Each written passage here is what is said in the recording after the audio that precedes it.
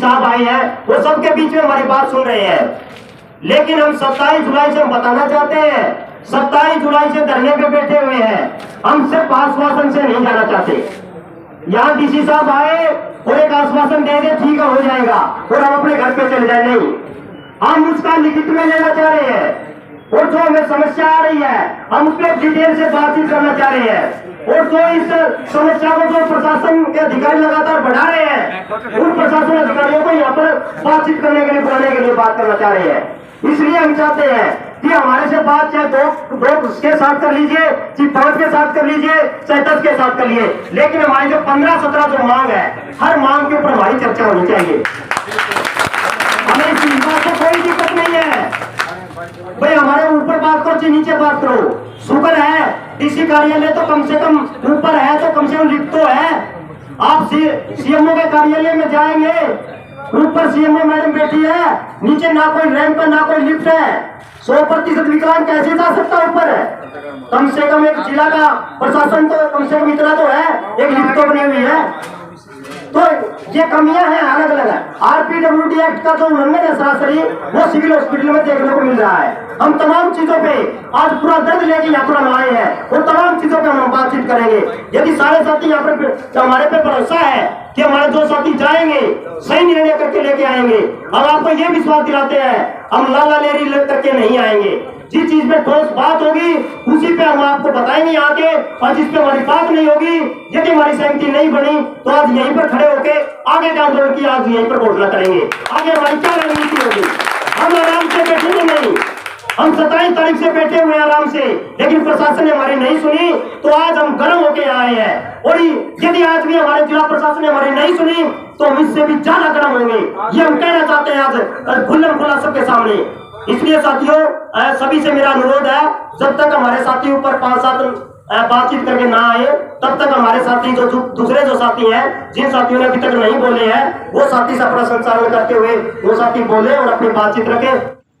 Channel को subscribe, like और share करना ना भूलें।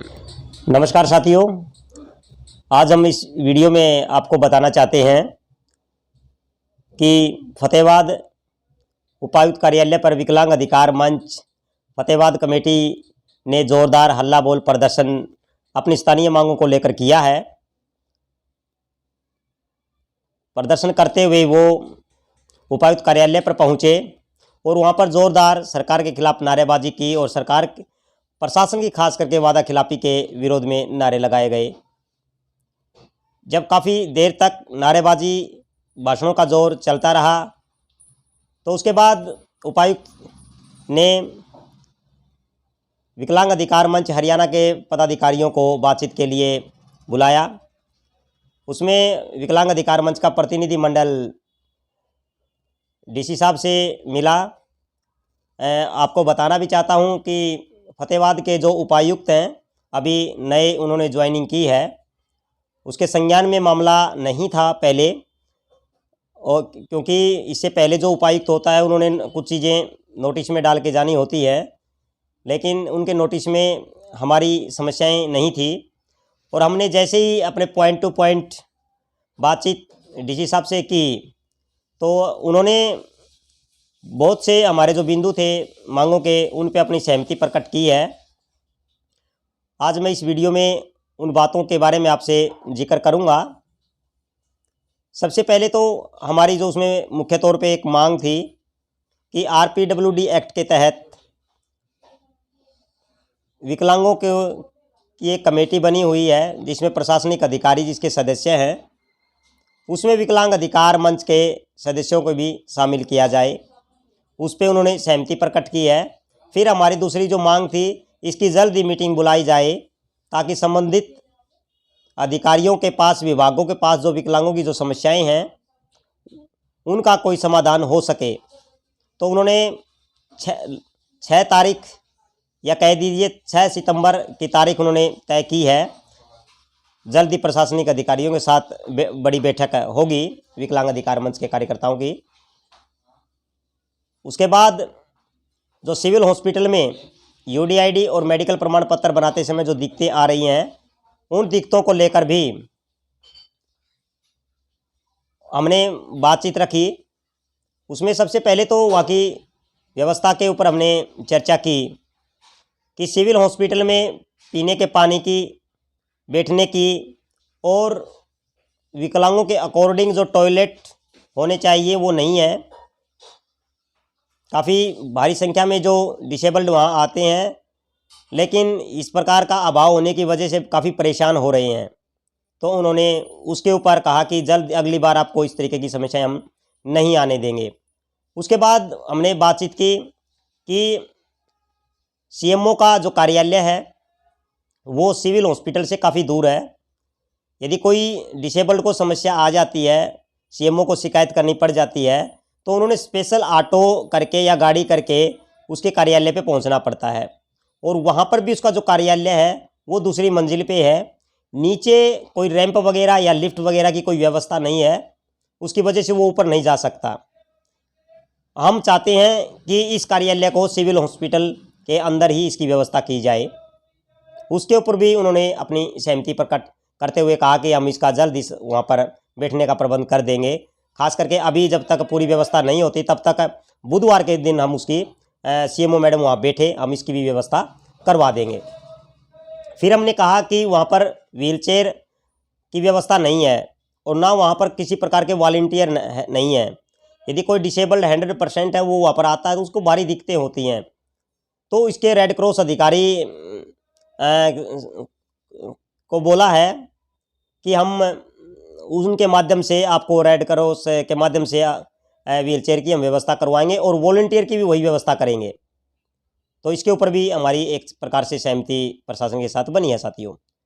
उसके बाद हमारी जो बातचीत थी कि जो सीएससी सेंटरों में 100 रुपये लिए जाते हैं रजिस्ट्रेशन के लिए, हमने कहा कि सरकारी फ़ीस 25 रुपये है और पूरे हरियाणा में 100 रुपये लिए जा रहे हैं एक फार्म भरने के। और वही आवेदन जब उसको निकलवाते हैं, जो आवेदन हमने किया था यूडीआईडी के लिए, जब उस यूडीआईडी हम निकलवाते हैं ऑनलाइन तो 100 रुपये वो फिर लेते हैं। तो इस तरीके से काफ़ी ठगी का शिकार होना पड़ रहा है। तो उन्होंने कहा कि हम इसके लिए आदेश पारित कर देंगे कि आने वाले समय में 25 रुपये ही आपसे लिए जाएंगे, इससे ज़्यादा कोई लेगा तो उसकी सीएससी को हम भंग कर देंगे। तो हमने अपने साथियों को भी बोला है कि कोई सीएससी वाला आपसे ज़्यादा पैसे लेता है इससे, तो आप हमारे को शिकायत दर्ज करवाइए हमारे पास, तो हम इसका संज्ञान लेंगे। तो प्रशासन से हम बातचीत करेंगे इस मसले पर भी। इस पर भी हमारी पॉजिटिव तरीके से बातचीत हुई है साथियों। फिर हमारी यूडीआईडी को लेकर जो टोकन जो प्रणाली प्रशासन ने लगा रखी है कि 400 के करीबन डिसेबल्ड वहाँ आते हैं, उनमें से 25 लोगों के यूडीआईडी कार्ड बनते हैं, बाकी लोगों को बार बार जाना पड़ता है। तो इतनी दूर से गांव से आते हैं तो पैसे लगा के आते हैं, कुछ गाड़ियां लेके आते हैं, बार बार उनको इस तरीके से आना पड़ रहा है, तो काफ़ी पैसा उन्होंने खर्च करना पड़ रहा है। तो इसके ऊपर भी उन्होंने कहा कि मैं सीएमओ मैडम से बातचीत करके तो इसका ब्लॉक स्तर पे इसी की यदि कोई व्यवस्था होती है तो हम ब्लॉक स्तर पे हम लगाएंगे, क्योंकि अभी हमारे पास स्टाफ की कमी है। जैसी डॉक्टरों की भर्ती हो जाएगी, अभी जल्दी डॉक्टरों की भर्ती होने वाली है, तो उसके बाद हम ब्लॉक वाइज भी आप लोगों की व्यवस्था करने की भी हम कोशिश करेंगे। तो इसके ऊपर भी हमारा एक ठीक ठाक पॉजिटिव रुझान डीसी साहब का हमारे प्रति रहा है। तो उसके बाद फिर हमने जो बातचीत की कि ये जो अलग अलग हॉस्पिटलों में जो रेफ़र किए जा रहे हैं, स्टाफ की कमी है, लेकिन उस कमी का खामियाजा हमें भुगतना पड़ता है। छोटे से चेकअप के लिए हमें अगरवा रेफ़र कर दिया जाता है, रोहतक रेफ़र कर दिया जाता है, और वहाँ पर पैसे भी देने पड़ रहे हैं चेकअप के, और बन भी नहीं रहा उसी दिन, बार बार वहाँ जाना पड़ रहा है। तो एक बहुत बड़ी रकम हमने इस तरीके से वहन करनी पड़ रही है। तो इसके ऊपर भी उन्होंने कहा कि डॉक्टरों की भर्ती होने के बाद आपकी ये समस्या भी हम हल कर देंगे, आगे भविष्य में आपको रेफ़र इस तरीके से ना किया जाए, हमारा ये भी प्रयास जारी रहेगा।